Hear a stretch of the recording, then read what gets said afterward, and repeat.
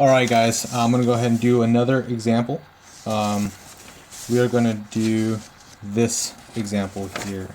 And you have to notice that it's going to be in thousands. So something that you don't want to overlook.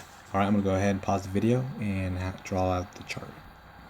Alright guys, so I went ahead and drew these, the table for what we were given. Okay, so we have 3 schools.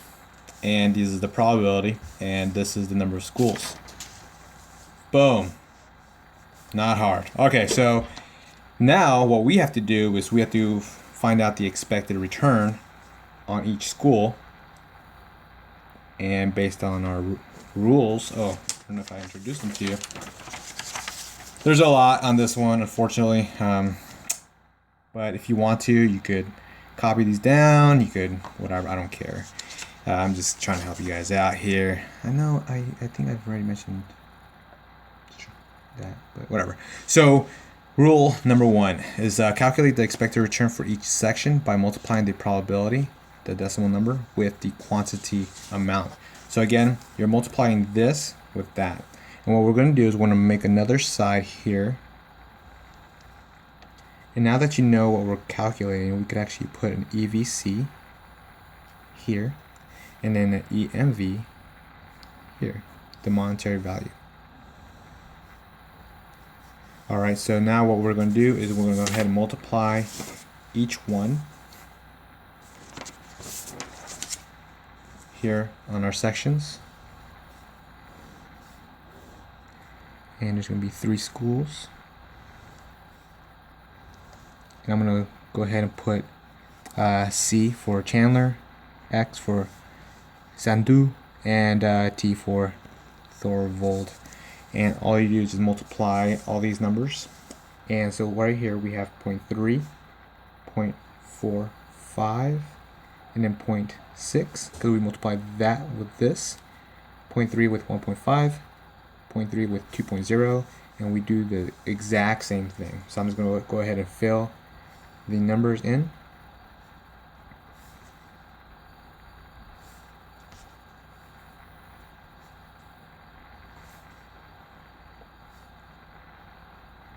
And those are our numbers.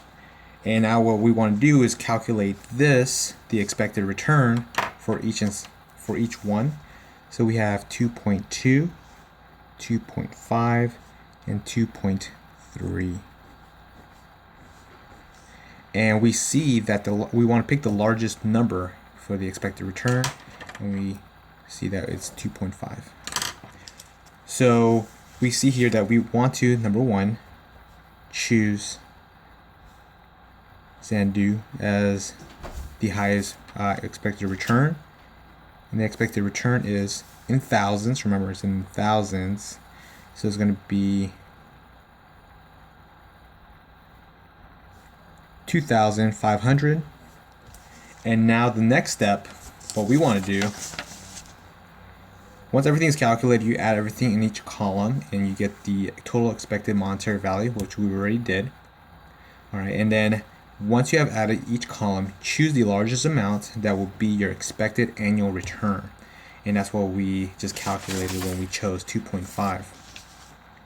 Next, for each row, choose the largest number in the expected return section and place that number in a new column called the EVC, which is our next step.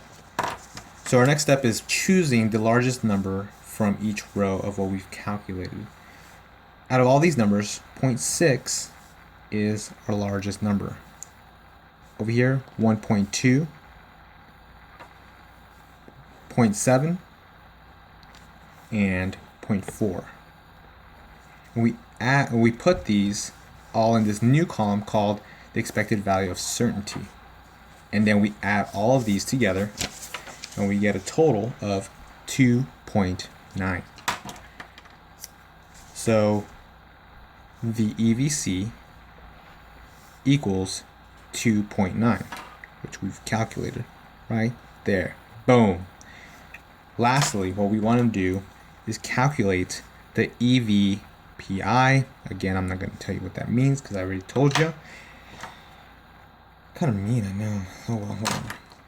So what we do is we multiply the EVC minus the largest EMV, which is the expected return, which would equal 400 or 0.4, and since it's in thousands, it would equal 400. All right, and let's look at our rules. Once you have chosen the numbers, add all of them together, and that will be your EVC, and that's what we did. Add them all together. And lastly, to calculate the EVPI, expected value of perfection information, it will be the following formula, which is the EVC, right? Oh, sorry guys. EVC minus the expected return, which is right there, which will equal 0.4, which is in thousands, 400. All right, guys, there you go.